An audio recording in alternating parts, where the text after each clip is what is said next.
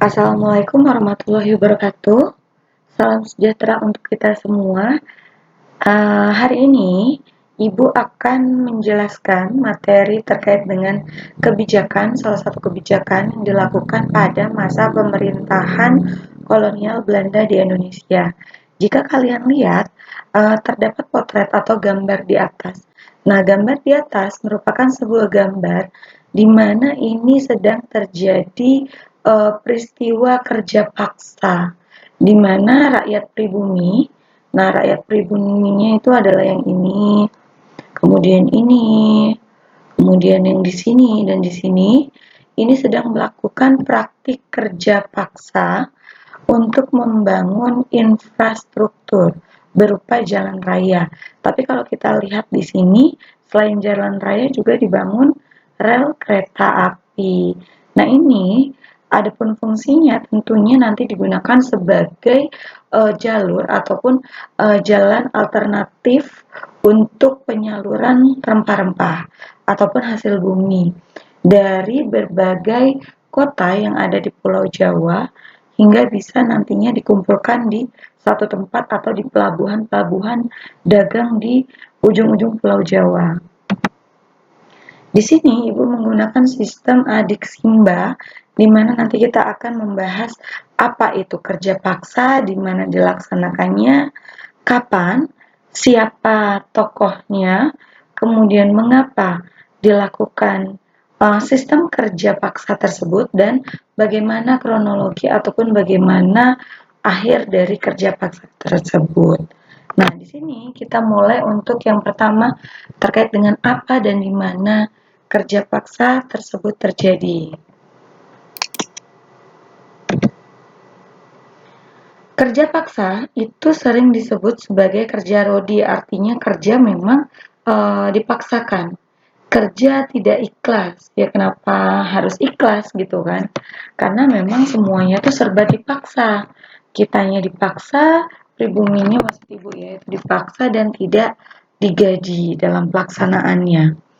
Artinya, kerja paksa ini adalah pemerintah Belanda waktu itu memperkerjakan rakyat Indonesia atau pribumi dengan paksa demi memperoleh keuntungan sebanyak-banyaknya dari hasil bumi Nusantara. Nah, kurang lebih hal tersebut terjadi di sepanjang Nusantara ataupun kalau di sini, ini Ibu contohkan tergambar di Pulau Jawa. Ini salah satu kerja paksa ataupun wujud dari kerja paksa di mana pada saat itu rakyat Indonesia dipaksa untuk membuat jalan dari Anyer nih menuju ke daerah Panarukan di sini. Nah, seperti itu ya.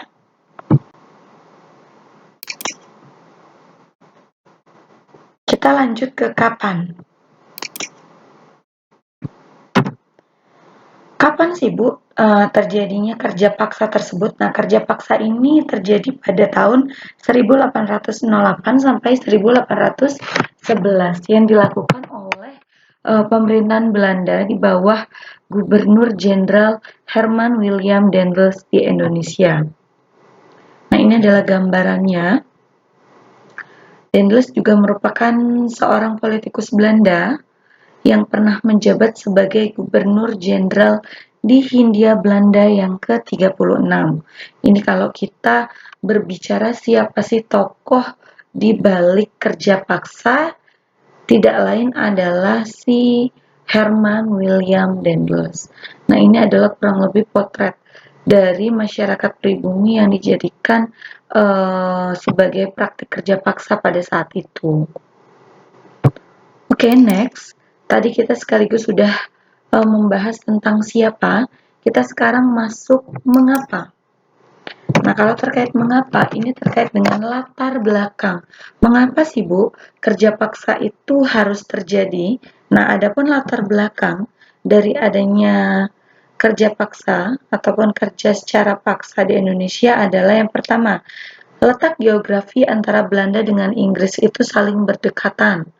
Oleh karena itu, Belanda harus membuat basis pertahanannya.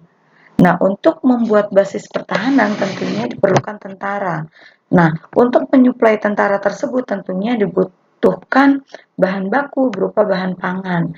Nah, bahan pangan itu merupakan hasil dari perkebunan ataupun pertanian ataupun agrikultur dari wilayah Indonesia. Kemudian yang kedua, adanya keinginan Napoleon Bonaparte untuk menduduki Belanda. Waktu itu Napoleon Bonaparte adalah pimpinan dari Prancis. Pada saat itu, Nusantara memang dikuasai oleh Belanda Prancis. Oleh karena itu, utusan Louis Napoleon mengangkat si Herman William Daendels sebagai gubernur jenderal di Nusantara. Oke, terkait dengan yang terakhir, bahasan kita bagaimana kebijakan atau bagaimana runtuhnya atau berakhirnya masa kerja paksa di Indonesia. Nah, ini kita bahas dulu kebijakan ataupun beberapa kebijakan yang terjadi di zaman Herman William Daendels. Di bidang politik, yaitu ada pembangunan jalan dari Anyer hingga Panarukan di ujung Pulau Jawa hingga ujungnya lagi Pulau Jawa ini sejauh 250 km. Kemudian yang kedua, menambah jumlah pasukan angkatan perang dari 3.000 menjadi 20.000 orang. Ini untuk mengantisipasi karena letak kondisi Belanda yang berdekatan dengan Inggris. Kemudian membangun pabrik senjata di Gersik dan di Semarang. Ini untuk kebutuhan tentara-tentara Belanda. Kemudian membangun pangkalan laut di Ujung Kulon dan di Surabaya.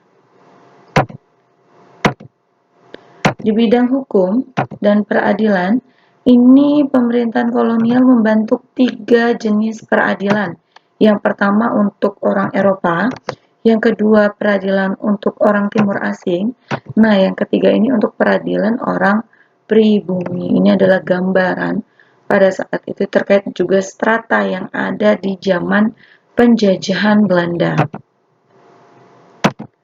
Oke, next. Di bidang ekonomi, pemerintah kolonial membentuk Dewan Pengawas Keuangan Negara, kemudian mengeluarkan uang kertas, memperbaiki gaji pegawai, kemudian ada juga penerapan pajak in natura, dan sistem penyerahan wajib yang diterapkan pada masa VOC dan dilanjutkan tapi juga ditingkatkan pada masa Herman William Daendels. Kemudian mengadakan monopoli perdagangan beras serta mengadakan priangan stelsel atau priangan stelsel ya. Next, di bidang sosial, rakyat dipaksa melakukan kerja paksa atau istilahnya kerja rodi untuk membangun jalan dari Anyer hingga ke Panarukan. Kemudian, praktik perbudakan dibiarkan berkembang, menghapus upacara penghormatan kepada residen, sunan ataupun sultan, kemudian membuat jaringan pos distrik dengan menggunakan kuda pos. Yang terakhir, ini terkait dengan akhir pemerintahan Daendels. Kenapa sih Bu pemerintahan Daendels ini bisa berakhir?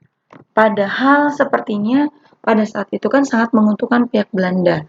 Nah, kejatuhan Daendels disebabkan memang oleh beberapa hal. Sebagaimana yang pertama terkait dengan kekejaman dan kesewenang-wenangannya terhadap rakyat pribumi maupun golongan orang-orang Eropa. Kemudian sikapnya yang otoriter ini menyebabkan terjadinya banyak perlawanan dan pertentangan ya dari kerajaan-kerajaan Banten, Yogyakarta maupun Cirebon. Kemudian terjadinya penyelewengan dalam penjualan tanah. Yang terakhir yaitu keterburukan dalam sistem administrasi pemerintahan. Itu saja materi kita terkait dengan kerja paksa. Adapun kurang dan lebihnya Ibu minta maaf, Ibu akhiri. Wassalamualaikum warahmatullahi wabarakatuh.